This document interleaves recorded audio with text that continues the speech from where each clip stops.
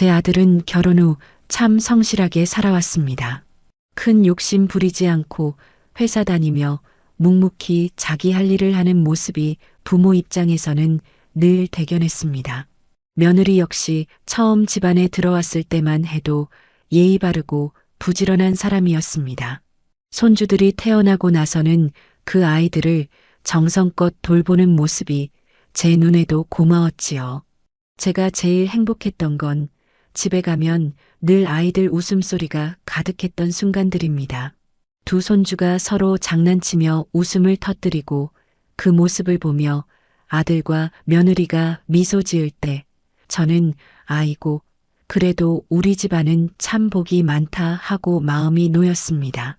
아이들이 뛰어다니는 발자국 소리, 식탁에서 들려오는 제잘거림이 제겐 세상에서 가장 귀한 음악 같았습니다. 특히 며느리는 아이들 교육에 열정이 대단했습니다. 다른 집 부모들이 아이를 겨우 한두 군데 학원 보내는 걸 보면서도 며느리는 아이들이 조금이라도 뒤처질까봐 늘 불안해했습니다. 그러다 보니 학원 2군데, 3군데까지 보내며 아이들 공부에 매달리곤 했습니다. 저는 처음엔 그런 모습이 조금 지나치다 싶으면서도 그래도 아이들을 위해 애쓰는구나 하고 넘어갔습니다. 그 무렵만 해도 저는 아직 걱정이 없었습니다. 손주들이 씩씩하게 학교 다니고 아들과 며느리가 서로 협력하며 가정을 꾸려가는 모습만으로도 충분히 감사했으니까요. 그런데 아이들이 초등학교를 졸업할 무렵부터 며느리의 눈빛이 달라지기 시작했습니다. 늘 뭔가 부족한 듯 아이들에게 더 많은 것을 쏟아야 한다는 강박이 느껴졌습니다. 제가 보기엔 아이들이 이미 잘하고 있는데도 며느리는 만족하지 못했습니다. 학교 수업만으로는 부족하다.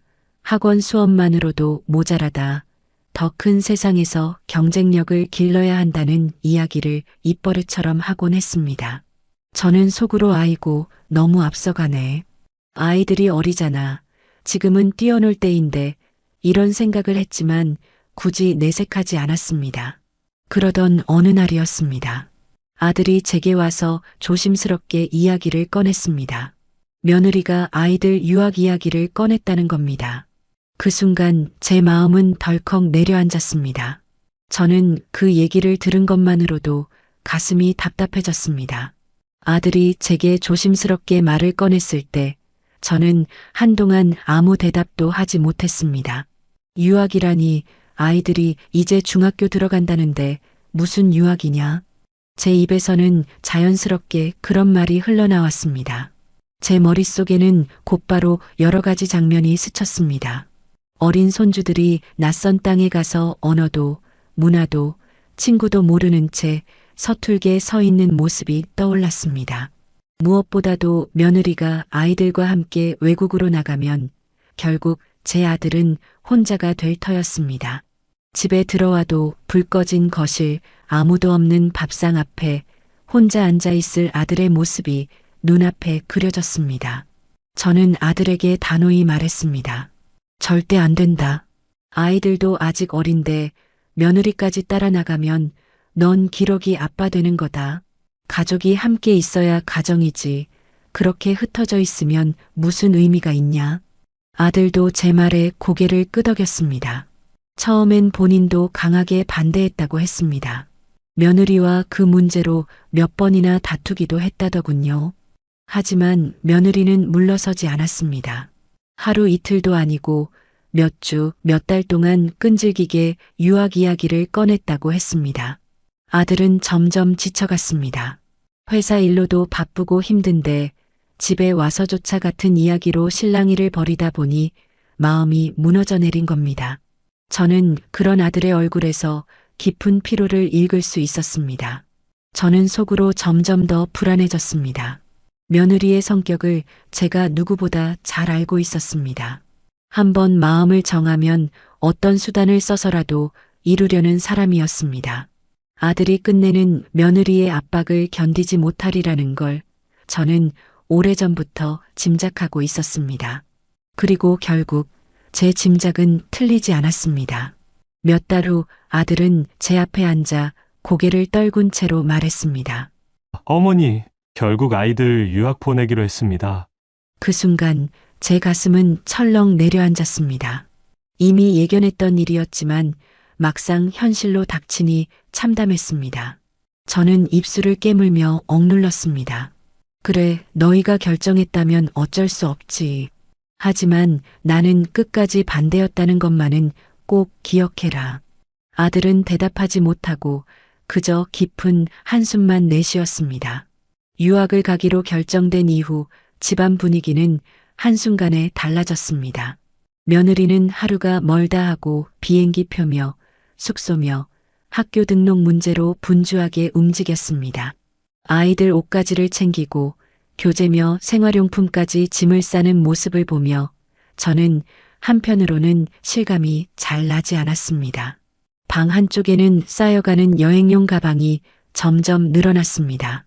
평소엔 장난감이며 책이며 어질러져 있던 손주들의 방이 어느새 낯선 출국 준비의 기운으로 가득 찼습니다. 아이들도 들떠서 서로에게 묻곤 했습니다.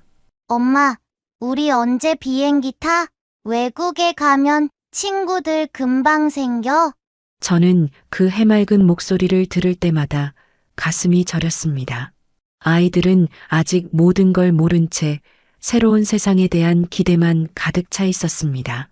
하지만 제 눈에는 그것이 무모한 모험처럼만 보였습니다. 언어도 제대로 못하고 친척 하나 없는 곳에서 어떻게 이 어린 것들이 버틸까 싶었지요.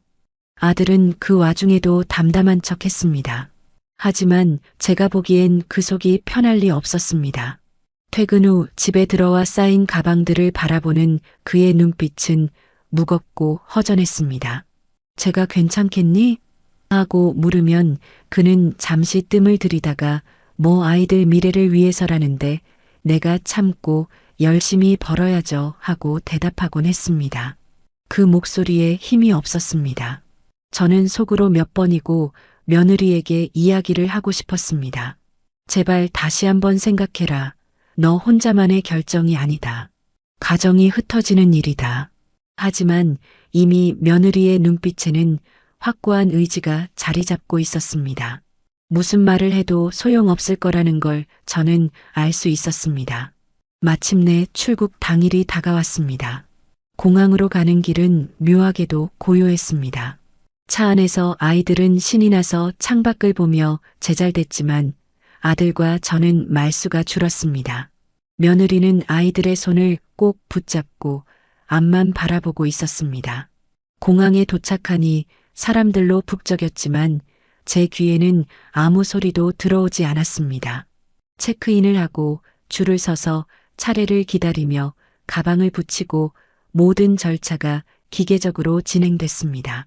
그런데 제 가슴은 그때마다 더 무겁게 내려앉았습니다.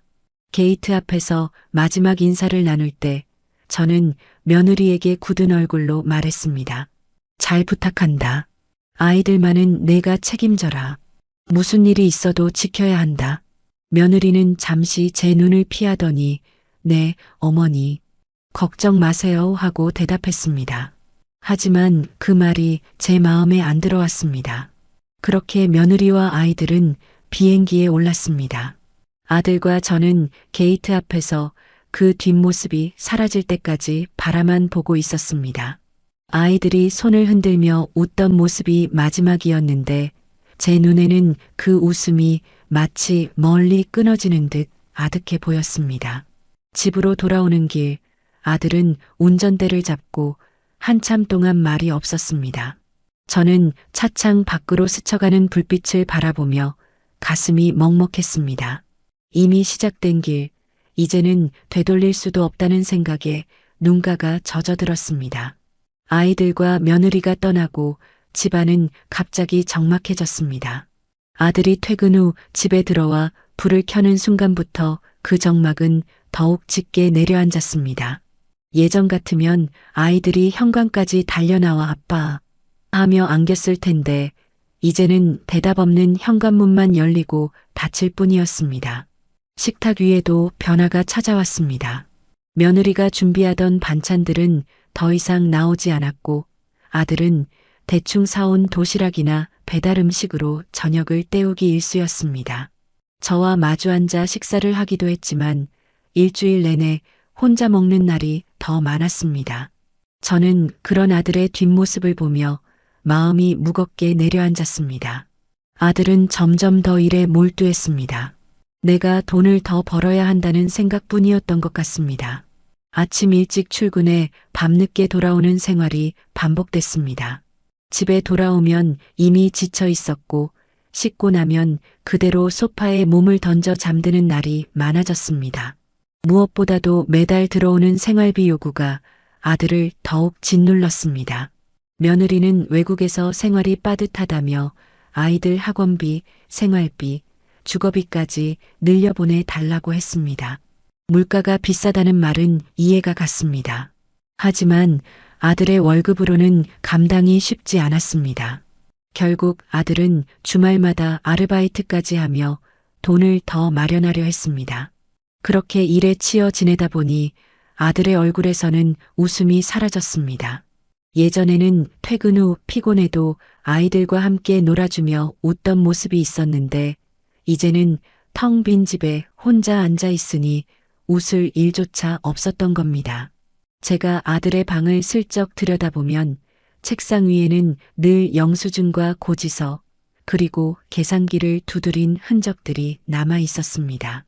어쩌다 아이들과 영상통화를 할 때면 아들의 표정은 잠시나마 환해졌습니다. 화면 속 아이들이 아빠 언제 와? 하고 물으면 그는 억지로라도 웃으며 조만간 간다 하고 대답했습니다. 하지만 통화가 끝난 뒤에는 한동안 말없이 핸드폰만 바라보다가 깊은 한숨을 내쉬곤 했습니다. 그 모습을 보는 제 마음은 더 아팠습니다. 주말에도 아들은 집에 머무르지 않았습니다. 일이 없으면 괜히 집에 있는 게 더 외롭다고 했습니다. 그래서 친구를 만난다거나 회사 일을 핑계 삼아 밖으로 돌기 일쑤였습니다. 하지만 돌아오면 늘 지친 얼굴이었고 그 지친 모습 속에서 저는 말 못할 허전함을 느낄 수 있었습니다. 밤이 되면 아들은 자주 술에 기대곤 했습니다. 예전 같으면 술자리를 꺼리던 아들이었는데 혼자가 되고 난 후부터는 맥주 한 캔, 소주 한 병을 습관처럼 들이켰습니다. 술에 취한 채 혼잣말을 하기도 했습니다. 내가 더 열심히 벌어야지. 그래야 애들이 불편하지 않지. 이런 말들이었습니다. 저는 그럴 때마다 마음이 아팠습니다. 아들이 홀로 가장의 짐을 온전히 짊어진 채 자신을 몰아붙이고 있다는 걸 알았기 때문입니다. 아이들을 위해 희생하는 마음은 이해했지만 그 과정에서 아들이 점점 메말라 가는 듯 보였습니다. 며느리가 처음 해외로 떠난 직후만 해도 며느리의 연락은 비교적 자주 왔습니다. 아이들이 새로운 학교에 적응하는 이야기, 처음 사귄 친구들 이야기, 생활은 힘들지만 아이들이 잘 지낸다는 소식 같은 것들이었습니다. 아들도 그 이야기를 들을 때마다 안도하며 힘을 냈습니다. 그런데 몇 달이 지나면서 며느리의 말투가 조금씩 변하기 시작했습니다. 여기는 생각보다 물가가 훨씬 비싸요. 생활비가 모자라서 아이들 학원비까지 줄여야 할 판이에요. 이런 말이 점점 잦아졌습니다. 처음에는 이해한다고, 더 보내주겠다고 아들이 대답했습니다. 하지만 그 덜하는 게 점차 커져갔습니다.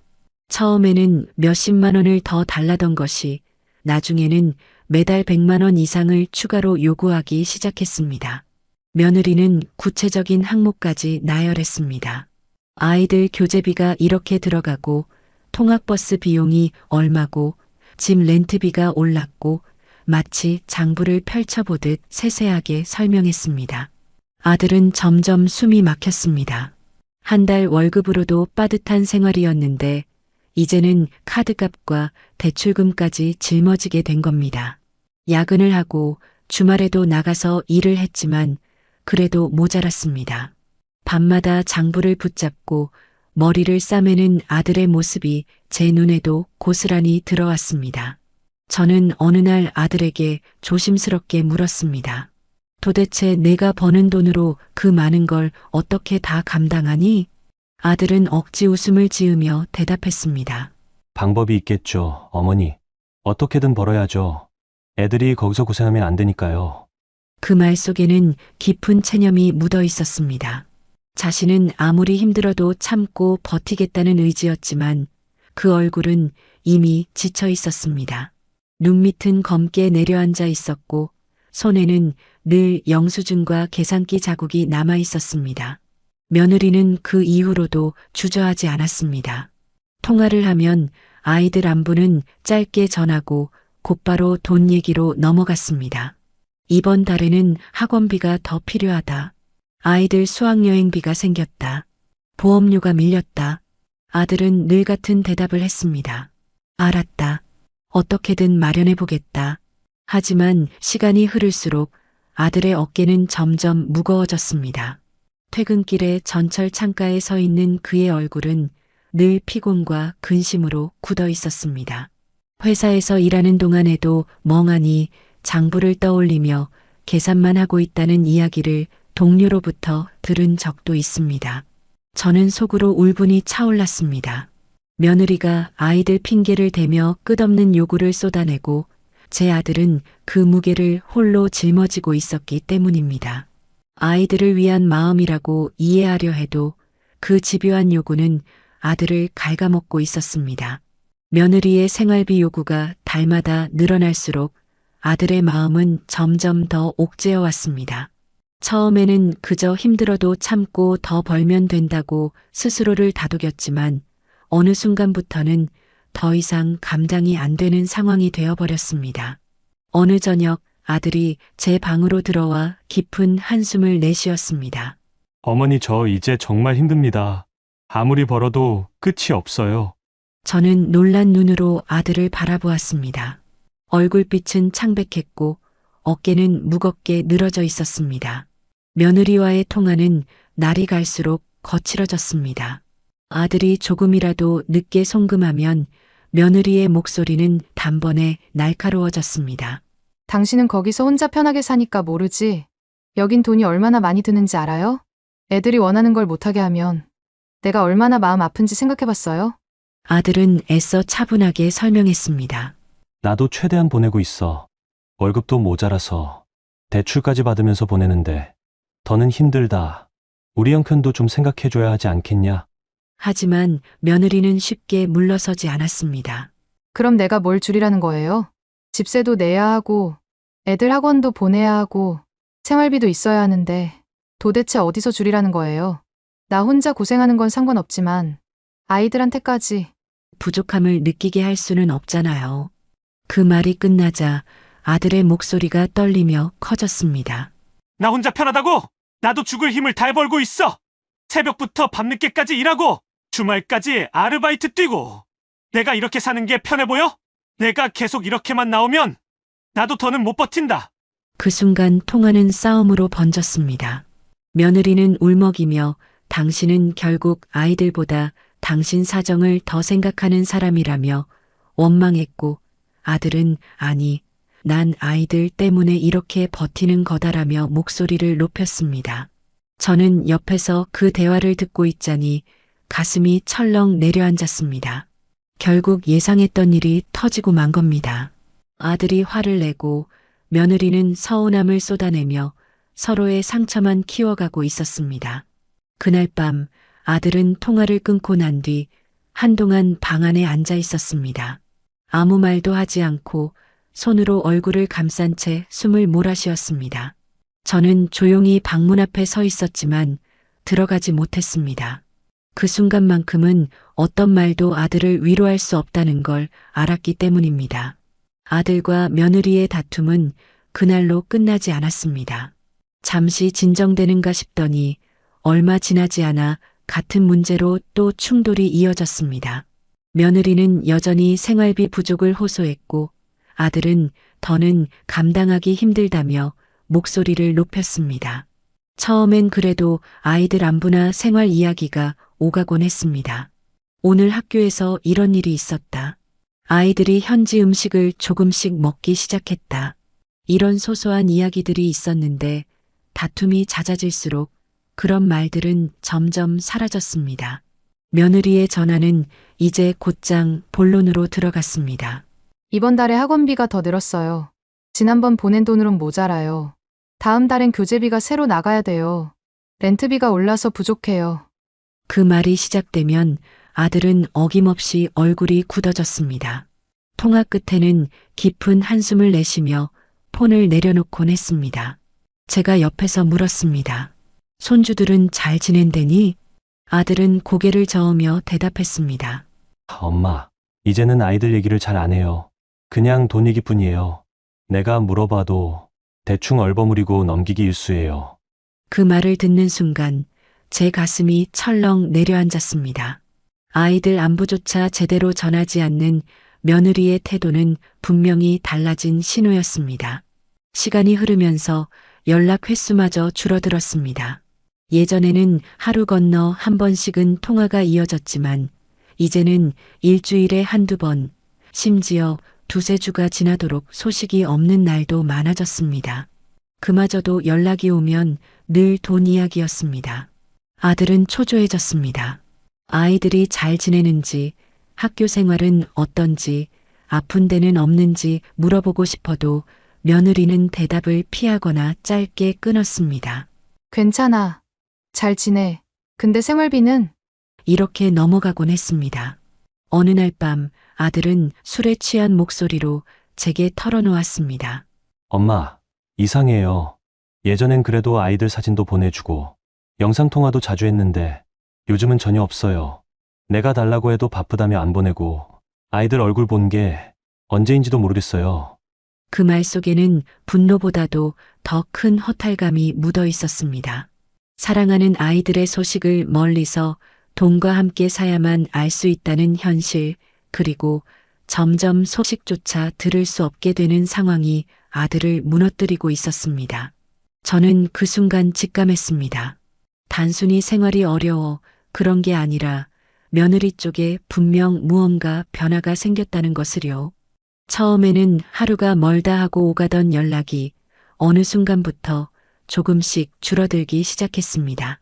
아들이 퇴근 후 전화를 걸면 예전처럼 반가운 목소리가 들려오지 않았습니다. 한참을 기다리다 겨우 연결되면 며느리는 짧고 건조한 말만 남겼습니다. 지금 바빠서 길게는 못 얘기해요. 아이들 숙제 봐주느라 정신 없어요. 나중에 다시 연락할게요. 그렇게 통화는 몇 분도 채 되지 않아 끊어지기 일쑤였습니다. 예전에는 영상통화로 아이들 얼굴을 보여주며 함께 웃곤 했는데 이젠 핑계가 많아졌습니다. 애들이 자고 있다. 학교 숙제 중이라 방해하면 안 된다. 집 인터넷이 불안정하다. 아들이 물었습니다. 사진이라도 보내줘. 애들 요즘 모습이 궁금해. 그러면 며느리는 늘 같은 대답을 했습니다. 지금은 바빠서 나중에 보내줄게. 하지만 그 나중은 끝내 오지 않았습니다. 한 달, 두 달이 지나도 아이들 사진 한 장 보지 못했습니다. 아들은 밤마다 휴대폰 앨범에 남아있는 예전 사진을 꺼내보며 마음을 달랬습니다. 사진 속 아이들의 웃음은 여전히 밝았지만 지금은 어떤 모습으로 지내고 있는지 알 수 없어 더 가슴이 미어졌습니다.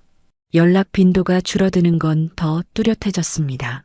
처음에는 매일, 나중에는 이틀에 한 번, 그리고 일주일에 한 번으로 줄더니 어느 순간에는 2주가 넘도록 며느리 쪽에서 먼저 연락이 오지 않았습니다. 아들이 전화를 걸어도 받지 않는 날이 많았습니다. 메시지를 보내도 답장은 몇 시간 혹은 며칠 뒤에야 겨우 도착했습니다. 그나마 답장이 온다고 해도 내용은 점점 더 간단해졌습니다.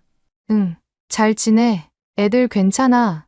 그리고 곧바로 이어지는 말은 늘 같았습니다. 근데 생활비는 언제 보낼 수 있어? 아들의 눈빛은 날이 갈수록 어두워졌습니다. 집으로 돌아와도 휴대폰만 바라보다가 연락이 오지 않으면 한숨만 내쉬곤 했습니다.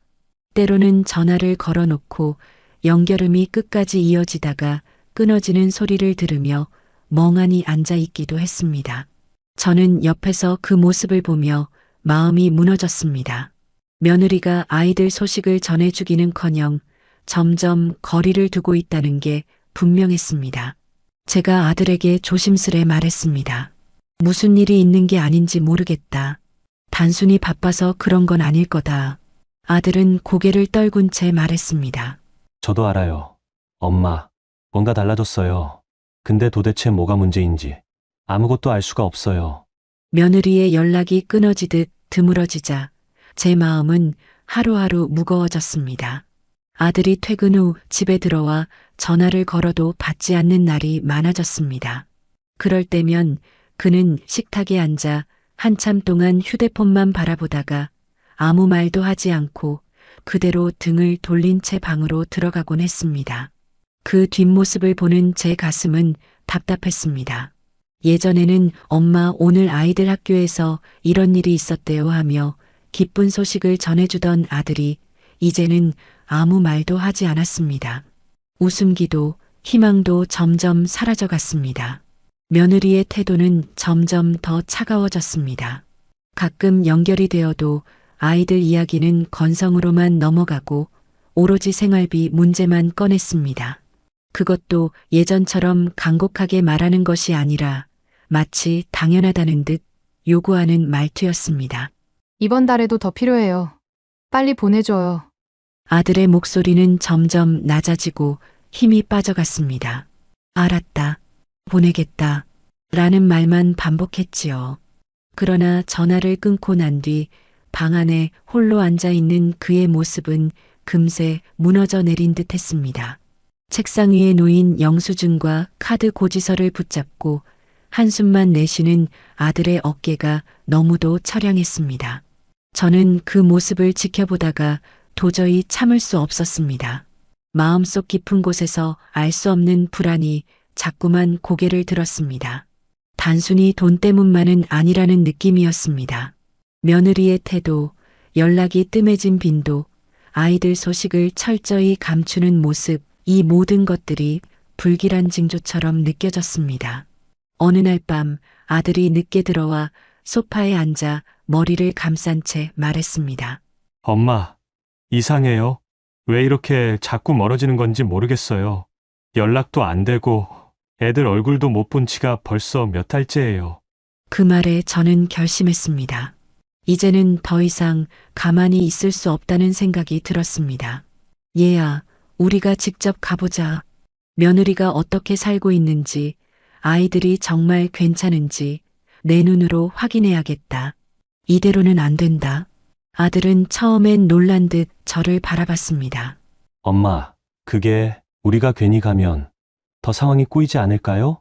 하지만 곧 그의 눈빛에서도 갈등과 갈망이 동시에 번져갔습니다.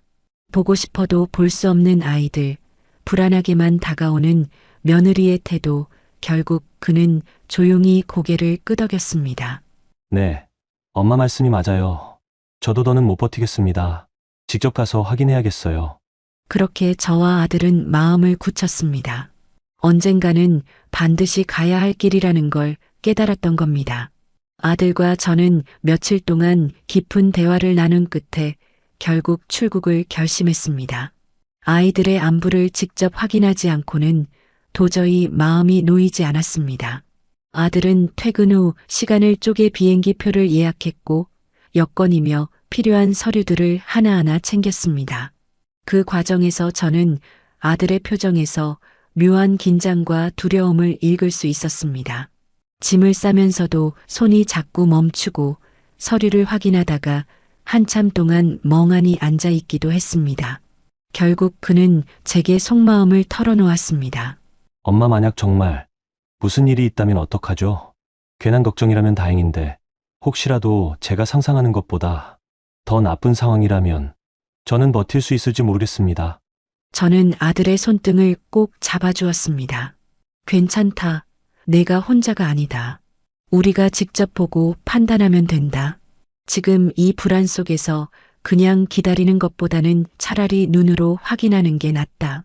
출국 당일 공항으로 향하는 길은 유난히 길게 느껴졌습니다. 차창 밖으로 스쳐 지나가는 풍경이 어찌나 낯설게 보이던지 발걸음 하나 떼는 것조차 무거웠습니다. 공항은 여느 때처럼 사람들로 붐볐지만 제 눈에는 모든 것이 흐릿하게만 보였습니다. 수속을 마치고 비행기에 오르자 마음속 불안은 더욱 커졌습니다. 창밖에 보이는 활주로의 불빛은 차갑게 깜빡였고 곧 거대한 기체가 하늘을 향해 몸을 밀어 올렸습니다. 비행기가 이륙하자 아들은 창가에 앉아 깊은 숨을 몰아쉬었습니다. 그의 눈빛은 먼 어딘가에 닿아 있었습니다. 저는 그 옆모습을 보며 가슴이 저릿했습니다. 아들이 무겁게 안고 있는 두려움과 불안이 제 마음에도 고스란히 전해졌습니다. 엄마, 혹시라도 애들이 힘들게 지내고 있다면 제가 너무 큰 실수를 한 게 아닐까요? 아들의 낮은 목소리는 기내 소음 속에서도 제 귀에 선명히 들렸습니다.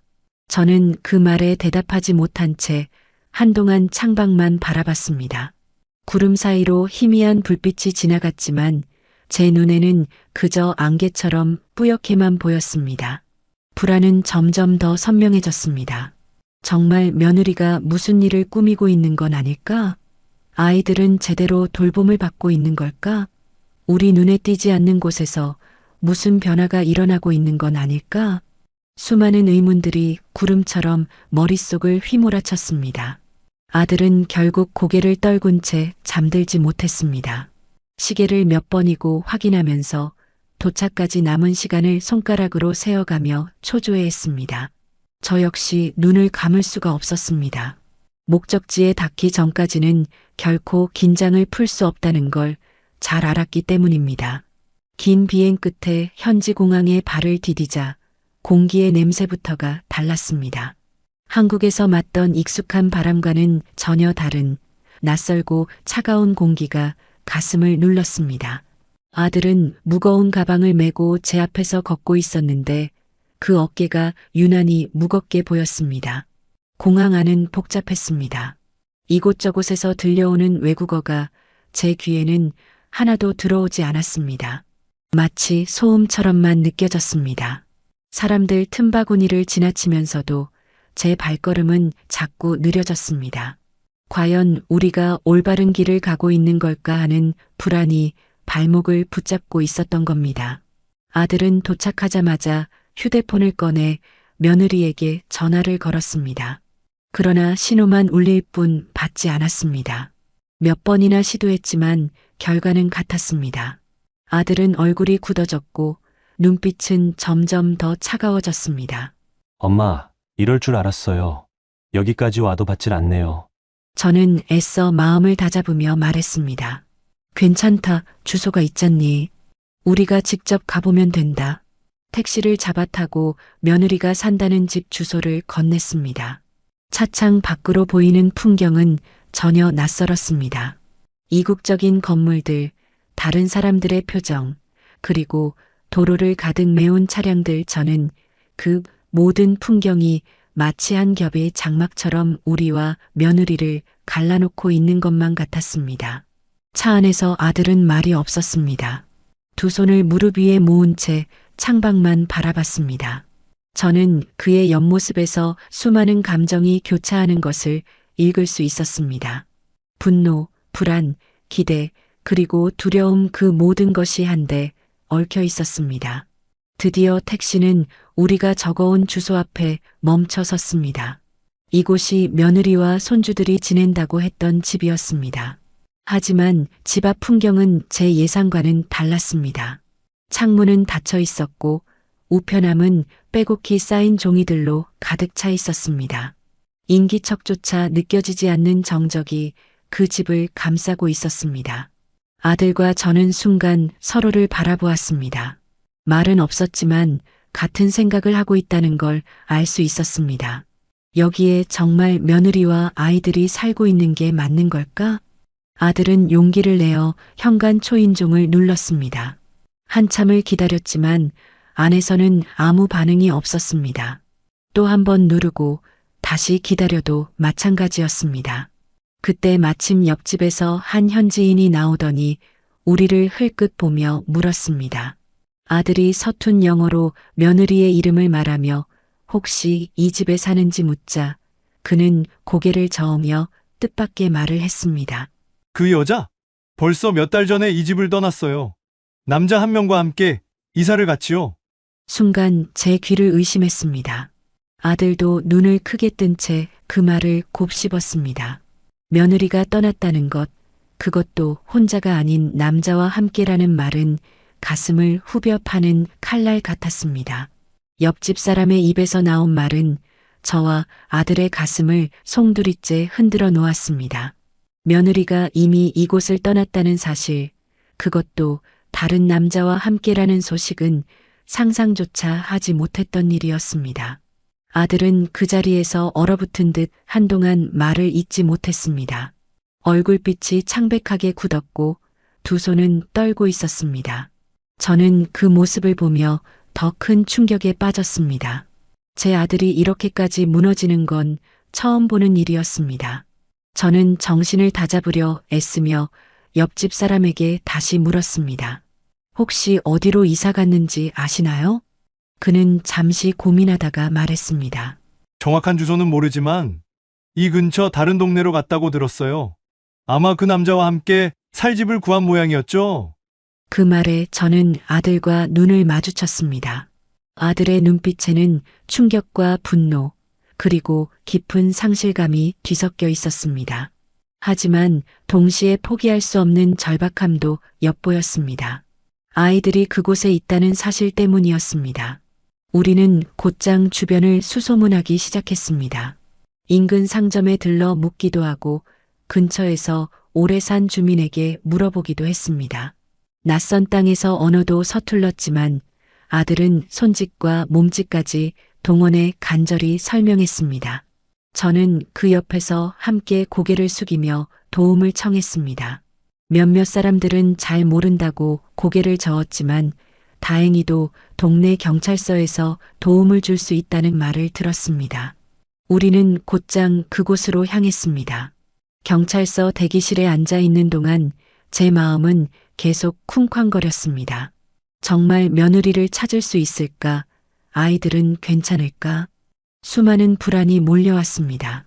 경찰에게 며느리의 이름과 사진, 그리고 아이들 사진을 보여주며 사정을 설명했습니다. 담당 경찰은 잠시 서류를 확인하더니 기록을 조회해 보겠다고 했습니다. 그 순간의 정적은 너무나 길게 느껴졌습니다. 아들은 손을 모아쥐고 눈을 감은 채 숨을 내쉬었습니다. 잠시 후 경찰은 조심스럽게 입을 열었습니다. 최근에 이 근처 주소지로 등록된 기록이 있습니다. 말씀하신 인물과 일치할 가능성이 높습니다. 아들과 저는 동시에 고개를 들었습니다. 그제야 희미한 빛이 보이는 듯 했습니다. 경찰이 알려준 주소는 우리가 처음 찾았던 집에서 멀지 않은 다른 동네였습니다. 아들은 곧장 자리에서 일어나 말했습니다. 엄마, 지금 당장 가야겠습니다. 더 늦기 전에 확인해야 해요. 저는 고개를 끄덕이며 그의 뒤를 따랐습니다. 불안과 두려움은 여전했지만 아이들을 다시 볼 수 있다는 희망이 저를 움직이게 했습니다. 경찰이 알려준 주소는 우리가 머물던 숙소에서 차로 그리 멀지 않은 곳이었습니다. 하지만 그 짧은 거리가 유난히 길고 무겁게 느껴졌습니다. 택시 창문 밖으로 낯선 거리와 건물들이 스쳐 지나갔지만 제 마음속은 점점 더 어두워졌습니다. 아들은 창밖만 바라보고 있었습니다. 굳게 담은 입술, 움켜쥔 두 손, 그리고 굳은 어깨. 그의 눈빛은 이미 분노와 두려움으로 얼어붙어 있었습니다. 저는 그런 아들을 보며 속으로 기도했습니다. 제발 우리가 잘못 들은 것이기를, 제발 아이들이 무사히 있기를.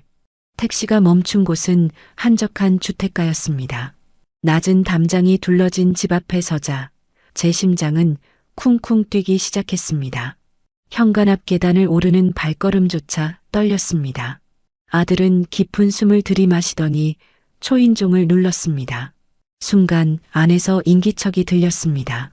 문이 열리더니 낯선 외국인 남자가 서 있었습니다.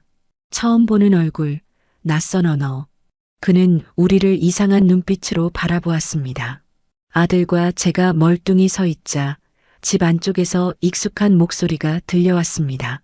누구세요? 그리고 곧 문틈 사이로 며느리의 얼굴이 나타났습니다. 그 순간 제 눈과 며느리의 눈이 마주쳤습니다. 며느리는 눈이 크게 흔들리며 순간 얼어붙었습니다.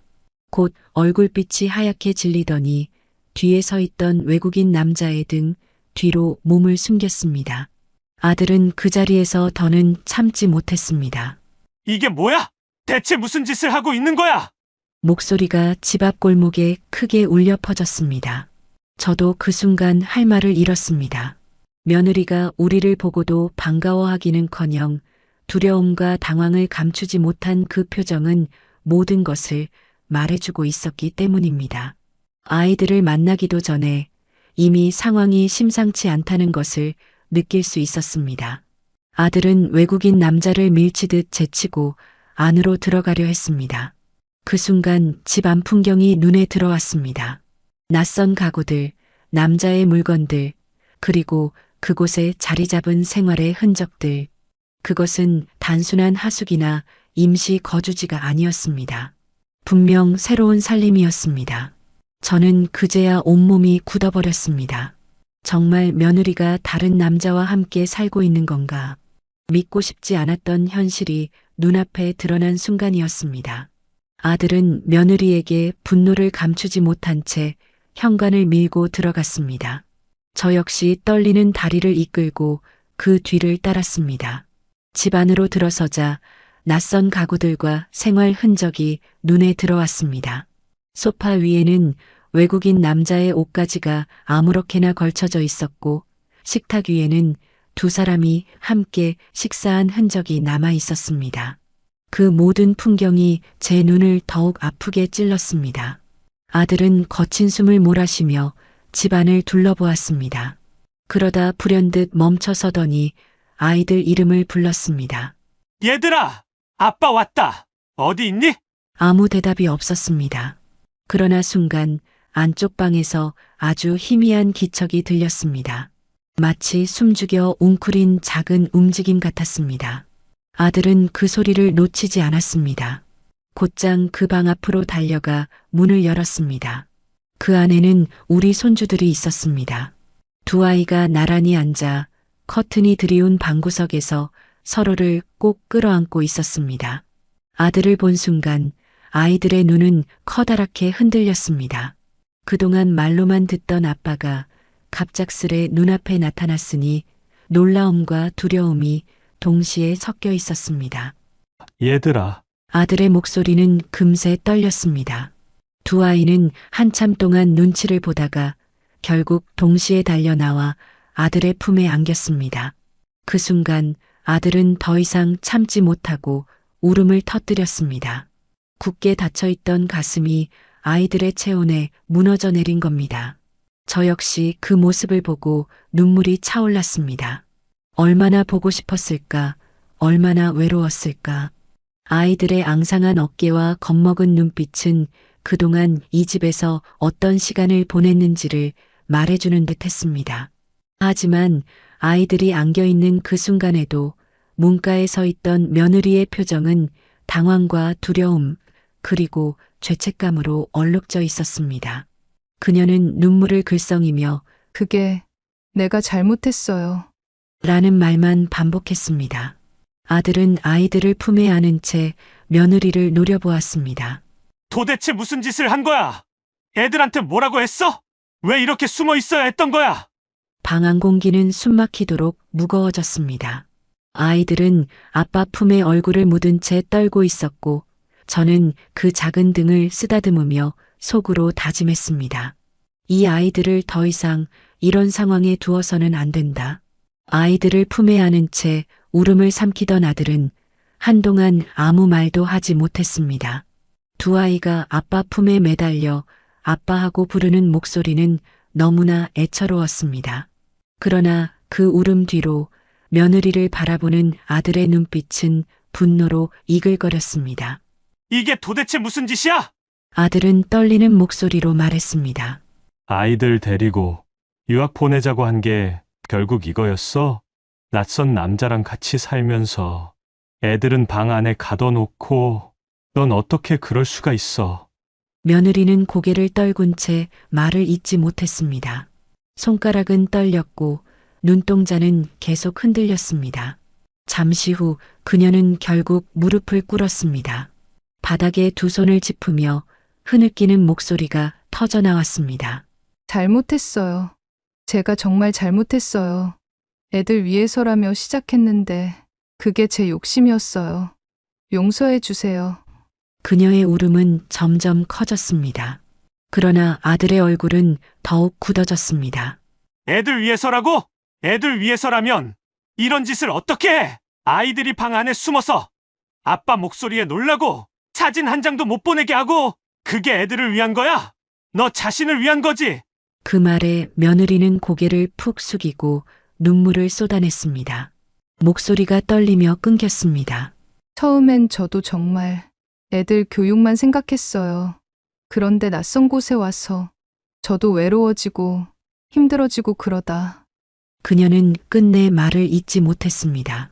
하지만 그 끊어진 말만으로도 모든 상황은 명확해졌습니다. 아들은 더 이상 참지 못하고 방 안가구를 거칠게 치며 소리쳤습니다. 변명하지 마! 무슨 이유든 아이들 앞에서 이런 짓을 정당화할 수 없어! 너는 이미 선을 넘었어! 저는 그 옆에서 아이들을 꼭 끌어안으며 며느리를 바라봤습니다. 며느리는 무릎 꿇은 채 바닥에 눈물을 떨어뜨리고 있었고 아들은 분노와 배신감으로 치를 떨고 있었습니다. 방 안 공기는 무겁게 가라앉아 숨 쉬는 것조차 힘들었습니다. 아이들은 아빠 품에 얼굴을 묻고 흐느꼈습니다. 그 작은 어깨가 떨리는 것을 보며 저는 속으로 단단히 다짐했습니다. 이제 이 아이들과 아들을 더 이상 이런 상황에 둘 수 없다. 오늘로써 모든 걸 끝내야 한다. 방 안 공기가 숨막히도록 무겁게 가라앉은 가운데 며느리는 무릎을 꿇은 채 울고 있었습니다. 그러나 아들의 눈빛은 더 이상 흔들리지 않았습니다. 긴 시간 동안 쌓이고 쌓였던 분노와 실망이 결국 단단한 결심으로 굳어졌습니다. 아들은 아이들을 품에 안은 채 단호하게 말했습니다. 엄마, 내일 당장 애들이랑 돌아갑시다. 더 이상 여기 있을 이유도, 이 집에 남아있을 이유도 없습니다. 그 목소리는 떨림이 없었습니다. 오히려 지독한 단호함이 배어 있었습니다. 저는 아들의 어깨 너머로 두 손주를 바라봤습니다. 겁에 질려 아빠 품에 안긴 채 눈물이 그렁그렁한 아이들의 얼굴은 제 마음을 찢어 놓았습니다. 저는 고개를 끄덕이며 대답했습니다. 그래야지. 이 아이들이 이런 집에서 더 지내게 둘 수는 없다. 우리 손주들, 이제 집으로 데려가자. 그 순간 며느리가 급히 고개를 들며 손을 내밀었습니다. 안 돼요. 제발 이번만은 애들 데려가지 말아주세요. 제가 잘못했어요. 다시는 이런 일 없을 거예요. 애들이 없으면 저는 아무것도 못해요. 그녀의 목소리에는 절박함이 묻어났지만 아들의 눈빛은 차갑게 굳어 있었습니다. 이제 그 말에 속지 않는다. 너는 이미 애들한테 씻을 수 없는 상처를 줬어. 나는 더는 용서할 수 없다. 아이들은 아빠의 품 안에서 울음을 터뜨리며 아빠, 우리 같이 가자라고 중얼거렸습니다. 그 목소리에 아들의 결심은 더욱 굳어졌습니다. 저는 곧장 방 구석에 놓여있던 아이들의 작은 가방을 챙기기 시작했습니다. 교과서와 공책, 옷까지 몇 벌이 전부였지만 그 순간 그것만으로 충분했습니다. 중요한 건 아이들을 이 낯선 집에서 데리고 나오는 것이었으니까요. 외국인 남자는 이미 자리를 피한 뒤였고 며느리는 바닥에 주저앉아 흐느끼며 제 발만 되뇌고 있었습니다. 하지만 그 목소리는 이제 우리를 붙잡지 못했습니다. 아들과 저는 아이들의 손을 꼭 잡고 현관을 나섰습니다. 그 순간 차가운 바람이 얼굴을 스쳤지만 제 가슴 속에는 오히려 묘한 안도감이 스며들었습니다. 아직 갈 길은 멀었지만 적어도 아이들을 데리고 나왔다는 사실만으로도 한 줄기 빛이 보였던 겁니다. 아들은 아이들을 품에 안은 채 굳은 목소리로 말했습니다. 내일 아침, 바로 귀국 비행기표를 끊겠습니다. 이제 끝입니다. 다시는 이런 상황을 반복하지 않을 겁니다. 저는 그 말에 고개를 끄덕이며 대답했습니다. 그래, 잘했다. 이제부터는 내가 아이들과 함께 다시 시작하면 된다. 내가 곁에서 도와줄 테니 두려워하지 마라. 그날 밤 숙소로 돌아온 우리는 거의 뜬 눈으로 밤을 지새웠습니다. 아이들은 긴장과 두려움 속에서 아빠 곁에 바짝 붙어 잠들었지만 그 작은 손이 아들의 옷자락을 꼭 붙들고 있는 모습은 너무나 안쓰러웠습니다. 마치 놓치면 다시는 돌아오지 못할까 두려워하는 듯 했습니다. 아들은 아이들을 바라보며 한숨을 내쉬었습니다. 엄마, 저 아이들이 무슨 죄가 있습니까? 부모 잘못 만나 이런 고생을 하다니. 저는 아들의 어깨를 토닥이며 말했습니다. 이제라도 내가 붙잡았으니 다행이다. 아직 늦지 않았다. 한국으로 돌아가면 다시 시작하면 된다. 새벽이 되자 아들은 곧장 항공사에 연락해 가장 빠른 귀국편을 예약했습니다. 다행히 다음날 오전 비행기에 자리가 있었습니다. 예약을 마친 후 아들은 곧장 아이들의 여권을 챙겼습니다. 다행히 여권과 중요한 서류는 며느리가 함부로 손대지 않고 아이들 가방 속에 그대로 들어 있었습니다. 아침이 되자 우리는 서둘러 짐을 정리했습니다. 아이들 옷가지와 책, 공책 몇 권이 전부였지만 아들은 그것을 정성스럽게 접어 가방에 넣었습니다. 아이들은 여전히 불안한 눈빛으로 엄마는요? 하고 물었지만 아들은 단호하게 대답했습니다. 엄마는 여기 남고 너희는 아빠랑 한국으로 가는 거야. 이제부터 아빠가 지켜줄 거니까 걱정하지 마. 그 말을 들은 아이들의 눈에는 눈물이 맺혔지만 곧 아빠 품에 기대며 조용히 고개를 끄덕였습니다. 공항으로 가는 택시 안은 침묵이 흘렀습니다. 아이들은 창밖을 바라보다가 졸음에 겨워 눈을 감았지만 그 작은 손은 여전히 아빠 손을 꼭 붙들고 있었습니다. 아들은 아이들 손을 감싸 쥔 채 멀리 수평선을 바라보고 있었습니다. 저 역시 가슴속이 무겁고 복잡했습니다. 뒤에 남겨진 며느리의 울먹임이 아직도 귓가에 맴돌았지만 아이들의 떨리는 손길이 그 모든 잡념을 밀어냈습니다. 체크인을 마치고 출국 수속을 밟는 동안 아들은 단 한순간도 아이들 곁을 떠나지 않았습니다. 여권을 내밀고 탑승권을 받을 때도, 짐을 붙일 때도, 심지어 화장실에 가는 순간에도 아이들의 손을 꼭 잡고 있었습니다. 그 모습에서 아들의 결심이 얼마나 단단한지 느낄 수 있었습니다. 비행기에 오르자 아이들은 창가에 앉아 처음으로 안도의 한숨을 내쉬었습니다. 아들은 그 모습을 보며 잠시 눈을 감았지만 눈가가 붉게 젖어 있었습니다. 비행기가 이륙하자 저는 창밖으로 멀어져가는 낯선 땅을 바라봤습니다. 이곳에서 겪은 충격과 아픔은 오래도록 잊히지 않을 것이지만 동시에 오늘의 선택이 옳았다는 확신이 들었습니다.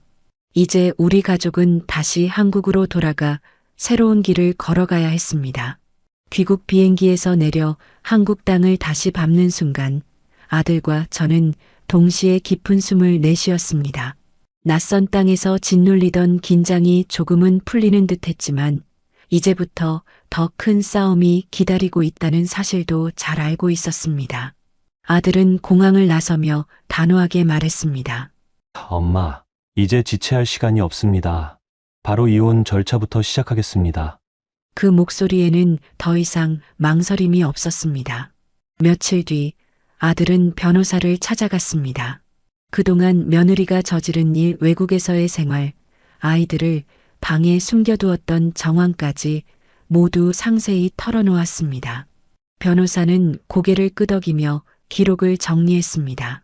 이혼은 물론 아이들 양육권도 충분히 아드님이 가져올 수 있습니다. 상대방의 잘못이 명백하니까요. 아들은 그 자리에서 모든 절차를 진행하기로 결심했습니다. 며느리와의 통화는 더 이상 시도하지 않았습니다. 아이들 앞에서 다툼을 반복하는 것은 더 큰 상처만 남길 뿐이라는 걸 알았기 때문입니다. 한편 아이들은 한국 생활에 서서히 적응해 갔습니다. 처음 며칠 동안은 밤에 갑자기 울며 엄마는 언제 와? 하고 묻기도 했습니다. 하지만 아들이 곁에서 꼭 안아주며 말했습니다. 괜찮아. 아빠가 여기 있잖아. 이제는 아빠랑 할머니랑 같이 지내면 돼. 그 말에 아이들은 조금씩 안정을 되찾았습니다. 학교에 다시 다니기 시작하자 표정이 점차 밝아졌습니다. 낯선 곳에서 외롭게 지내던 시간과 달리 친구들과 함께 어울리고 익숙한 언어로 수업을 받으며 웃는 날이 늘어갔습니다. 아들은 아이들을 위해 하루하루 더 성실히 살아갔습니다. 새벽같이 출근하고 저녁이면 서둘러 집으로 돌아와 아이들과 저녁을 함께 했습니다. 주말에는 공원에 데리고 나가 뛰놀게 하고 숙제도 함께 챙겨주었습니다. 예전에는 늘 돈을 벌기 위해 바쁘게 뛰어다녔지만 이제는 아이들의 곁에 있는 시간이 무엇보다 소중하다는 걸 깨달은 듯 했습니다. 이혼 절차는 몇 달이 걸렸습니다. 하지만 결국 법원은 아들의 손을 들어주었습니다. 며느리의 외도가 명백히 드러났고 아이들 역시 아버지와 함께 한국에서 지내는 것이 안정적이라는 판단이 내려진 겁니다. 아들은 아이들의 양육권을 온전히 가져올 수 있었습니다. 판결이 난 날 아들은 법원 앞에서 깊은 한숨을 내쉬며 말했습니다. 엄마, 이제 끝났습니다. 힘들었지만 드디어 끝났습니다. 저는 그 말에 고개를 끄덕이며 대답했습니다. 수고했다, 얘야. 앞으로는 이 아이들과 함께 다시 행복을 찾아가자. 아이들은 그날 저녁 오랜만에 밝은 웃음을 지었습니다. 둘이서 장난을 치며 소리내어 웃는 모습은 그동안의 긴 그림자를 조금씩 걷어내는 듯 했습니다. 이혼 절차가 마무리되고 나자 집 안 공기는 이전과는 달라졌습니다. 오랫동안 무겁게 짓눌러왔던 먹구름이 조금씩 거치는 듯 했습니다. 무엇보다 아이들의 표정이 눈에 띄게 밝아졌습니다. 아침마다 아이들이 교복을 입고 활기차게 학교로 가는 모습은 제게 큰 위안이 되었습니다. 손주들이 현관을 나서며 할머니 다녀오겠습니다 하고 밝게 인사하는 목소리를 들을 때마다 가슴이 벅차올랐습니다. 그 목소리에는 예전처럼 억눌린 두려움이 아닌 다시 웃음을 찾은 아이들의 힘이 담겨 있었습니다. 아들은 퇴근 후 곧장 집으로 돌아와 아이들과 식탁에 둘러앉았습니다. 피곤한 몸으로도 아이들 이야기를 끝까지 들어주고 숙제를 하나하나 챙기며 시간을 보냈습니다. 아이들은 저녁마다 아빠 옆에 붙어 앉아 하루 있었던 일을 제잘제잘 떠들었습니다. 그 평범한 대화 소리가 집안을 가득 채우는 순간마다 저는 눈물이 날 만큼 감사했습니다. 저는 부엌에서 조용히 그 모습을 지켜보곤 했습니다. 한때는 흔들리던 제 아들이 이제 아이들 곁에서 아버지로서 든든하게 서 있는 모습을 보니 마음이 놓였습니다. 물론 상처가 완전히 아물기까지는 시간이 걸리겠지만 적어도 다시 뿌리를 내리려는 기운이 보였습니다. 주말이면 아들은 손주들을 데리고 공원으로 나갔습니다. 잔디밭에서 함께 공을 차고 아이스크림을 사 먹으며 웃음소리를 내는 모습은 예전의 불안과는 전혀 다른 풍경이었습니다. 손주들이 뛰노는 모습을 볼 때마다 저는 속으로 다짐했습니다. 이 아이들이 이제는 안전하게 밝게 자라도록 내가 끝까지 지켜줘야지. 저녁이 되면 아이들이 제 옆에 와 앉아 책을 읽어달라고 졸라댔습니다. 제가 옛날 이야기책을 들려주면 아이들은 눈을 반짝이며 듣다가 어느새 제 무릎에 기대 잠이 들었습니다. 그 따뜻한 체온을 느낄 때마다 저는 다시는 이 아이들이 외롭고 두려운 시간을 보내지 않기를 간절히 바랐습니다. 아들도 어느새 조금씩 웃음을 되찾았습니다. 처음에는 늘 무거운 표정으로 하루하루를 버티던 아들이었지만 아이들과 함께 보내는 시간이 길어질수록 그의 얼굴에 온기가 돌아왔습니다. 그 모습을 보는 것만으로도 제 마음은 조금씩 치유되는 듯 했습니다. 한국 생활에 조금씩 적응해 가던 어느 날 저녁 아이들은 저와 아들 곁에서 숙제를 마치고 있었습니다. 그러다 둘째가 연필을 내려놓고 조심스럽게 아빠를 바라보았습니다. 아빠 사실 우리 외국 가기 싫었어. 그 말은 너무나 갑작스러웠지만 동시에 오래 참아온 듯한 목소리였습니다. 아들은 순간 멈춰서 아이를 바라보았습니다. 첫째도 고개를 끄덕이며 입을 열었습니다. 맞아, 학교 다니는 것도 힘들었어. 말도 잘 안 통하고 친구들도 별로 없고 늘 집에만 있고 싶었어. 저는 아이들의 고백에 가슴이 철렁 내려앉았습니다. 그동안 며느리의 강한 주장에 밀려 아이들의 진짜 마음은 누구도 들어주지 못했던 겁니다. 첫째는 손으로 무릎을 꼭 쥐며 이어 말했습니다. 엄마가 자꾸 더 열심히 공부하라고 했는데 우리 정말 힘들었어. 아빠한테 전화하고 싶었는데 엄마가 맨날 지금은 안 된다고 해서 전화도 제대로 못했어. 그 말에 아들의 얼굴이 굳어졌습니다. 그는 한숨을 내쉬며 두 아이를 품에 끌어안았습니다. 얘들아, 이제 됐다. 그 힘든 시간은 다 끝났어. 아빠가 너희 곁에 있잖아. 다시는 그런 일 없을 거야.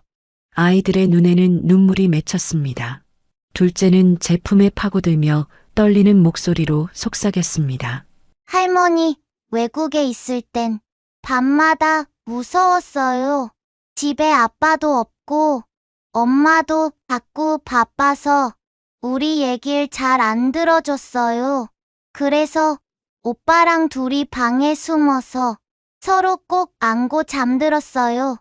그 말을 듣는 순간 제 가슴이 미어졌습니다. 어린 것들이 겪기에는 너무나 가혹한 외로움과 두려움이었기 때문입니다. 저는 아이들의 등을 쓰다듬으며 차분히 말했습니다. 우리 손주들, 이제는 걱정하지 않아도 돼. 할머니도 있고 아빠도 있으니까 다시는 혼자 울지 않아도 된다. 아들은 두 손으로 아이들의 얼굴을 감싸쥐며 눈을 맞췄습니다. 아빠가 지켜주지 못해서 미안하다. 하지만 앞으로는 꼭 지킬 거다. 어디에도 너희를 혼자 두지 않을 거야.